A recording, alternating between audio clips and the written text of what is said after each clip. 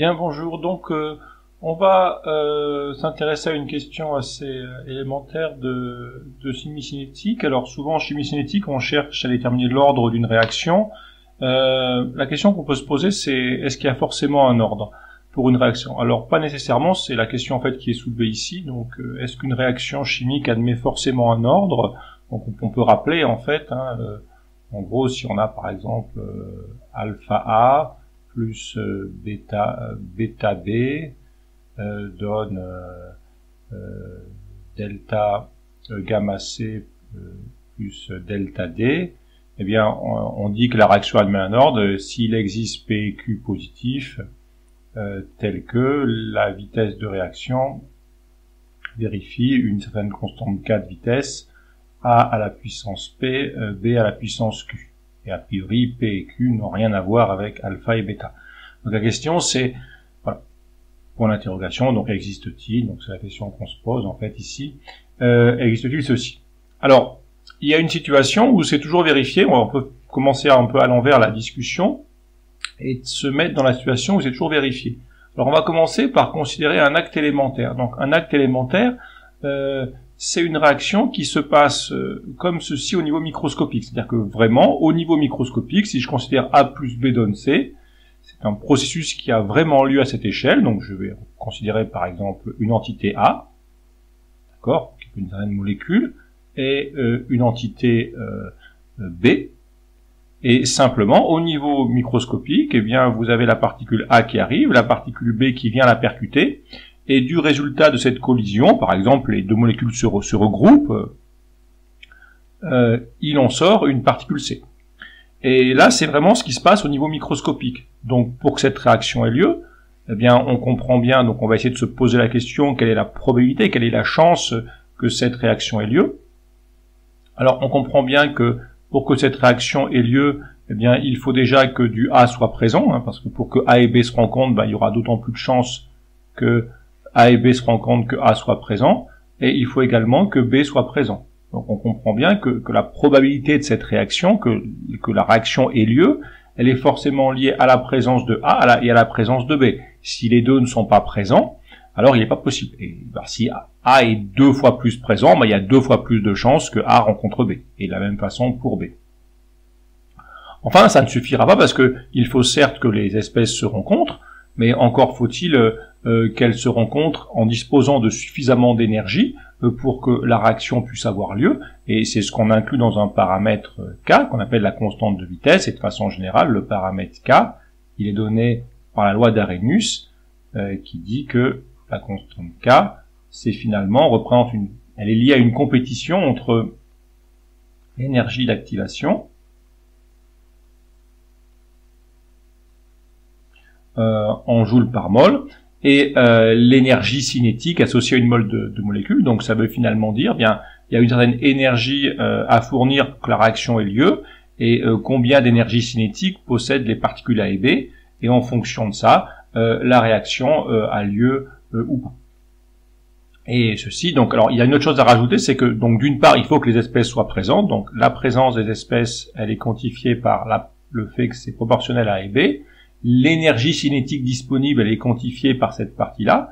Et ce facteur-là, alors ce A-là n'a rien à voir avec celui-là, je peux l'appeler A indice F si vous voulez, ce qu'on appelle le facteur de fréquence. Le facteur de fréquence, eh bien, il prend en fait d'autres éléments en jeu. En particulier, vous avez beau avoir les particules présentes, elles ont beau disposer de l'énergie nécessaire pour faire la réaction, encore faut-il qu'elles arrivent dans certaines configurations. Par exemple, si c'est une extrémité de A qui doit se lier à une certaine extrémité de B, si les particules n'arrivent par exemple pas dans le bon sens, la réaction n'aura pas lieu. Voilà, c'est un peu comme une clé dans une serrure, encore faut-il mettre la clé de la bonne façon pour que la serrure puisse s'enclencher. Voilà. Et donc si vous avez tout ça, vous allez finir par dire que la vitesse de réaction, donc finalement liée au fait que la réaction ait lieu, ce soit V la vitesse de réaction. Et vous voyez bien que dans ce cas-là, au niveau élémentaire, vous pourrez bien dire que la vitesse de réaction est forcément liée à la concentration A fois la concentration en B, parce qu'il faut que A et B soient conjointement présents pour que la réaction ait lieu. Donc si vous avez un acte élémentaire, vous pourrez toujours écrire que la réaction admet un ordre, et en plus pour le coup, et ça c'est vrai que pour un acte élémentaire, les exposants P et Q seront rigoureusement égaux au coefficient alpha-bêta stoichiométrique. Voilà. Mais voyez, l'idée, c'est que pour un acte élémentaire, le fait que la réaction ne peut avoir lieu que si les deux sont présents et donc en proportion de leur présence, indique forcément que la vitesse de réaction est proportionnelle à la concentration des espèces, donc que la réaction admet un ordre. Donc on pourra dire que dans ce cas-là, eh bien forcément, la réaction admet un ordre avec, pour le coup, P égale alpha et Q égale bêta. Alors, bien sûr, ceci ne marche que pour des cas extrêmement limités. En fait, concrètement, alpha et bêta, c'est 1 et 1. Vous pouvez aussi avoir A qui donne B plus C, ce genre de choses, mais c'est forcément avec des coefficients extrêmement restreints. Alors maintenant, revenons au cas général. Si on considère le cas général, on peut, par exemple, considérer, bon, une réaction assez classique de dosage entre les ions permanganate et les ions fer2, donc l'oxydation des ions permanganate par les ions fer2, pardon, l'oxydation des ions fer2 par les ions permanganate. Alors, cette réaction, bien sûr, ce n'est pas un acte élémentaire.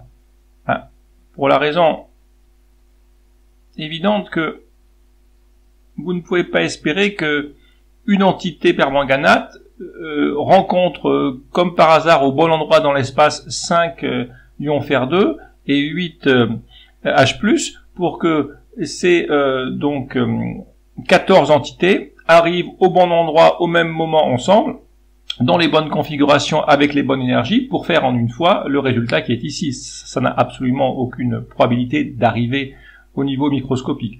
Donc, ceci, hein, c'est une succession d'actes élémentaires. Là, vous avez en fait une succession qui peut être extrêmement nombreuse, une succession d'actes élémentaires en nombre éventuellement extrêmement important. Donc, c'est lié au mécanisme réactionnel, d'accord?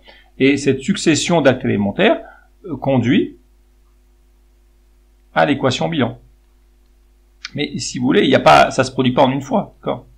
Donc, il n'y a aucune raison, a priori, dans le cas général, V est différent de ceci. Il n'y a aucune raison que vous ayez, par exemple, ceci. Il n'y a absolument aucune raison. Voilà. Donc ça, a priori, il n'y a aucune raison pour que ceci soit vérifié. La seule chose que vous pouvez avoir, parce qu'on ne peut pas reproduire l'idée là de dire A et B vont arriver ensemble, se rencontrer, c'est proportionnel à leur concentration, ça ne marche pas. Alors, en revanche, rien n'empêche de faire une hypothèse. Vous pouvez toujours faire une hypothèse et dire existe-t-il, point d'interrogation, PQR tel que V, ce serait K, donc MnO4- à une certaine puissance P, concentration en ion fer2 à une certaine puissance Q, et la concentration en H+, à une certaine puissance R. Et ensuite, vous faites des expériences cherchant à vérifier, donc méthode de dégénérescence de l'ordre, méthode du mélange stoichiométrique, etc., etc.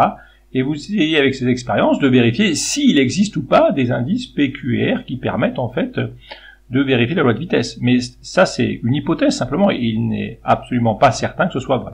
Donc voilà l'idée essentielle, d'accord? On est certain qu'une réaction admet un ordre si c'est un acte élémentaire, et dans ce cas-là, les coefficients P et Q, c'est les valeurs des coefficients stoichiométriques. Cet acte élémentaire, bien sûr, ne peut, concerner que très peu d'entités, donc une entité qui se casse en deux entités qui se rencontrent. Si vous devez avoir 3 entités, il faut forcément que la troisième soit en général le solvant et qu'elle soit extrêmement présente. Mais bon, c'est plutôt 1 ou 2 entités, d'accord? Et dans le cas général, il n'y a aucune raison que ceci soit vérifié. Ça n'empêche pas de faire des essais pour voir si, dans certains cas particuliers, ça peut quand même se révéler exact. Voilà pour l'idée générale.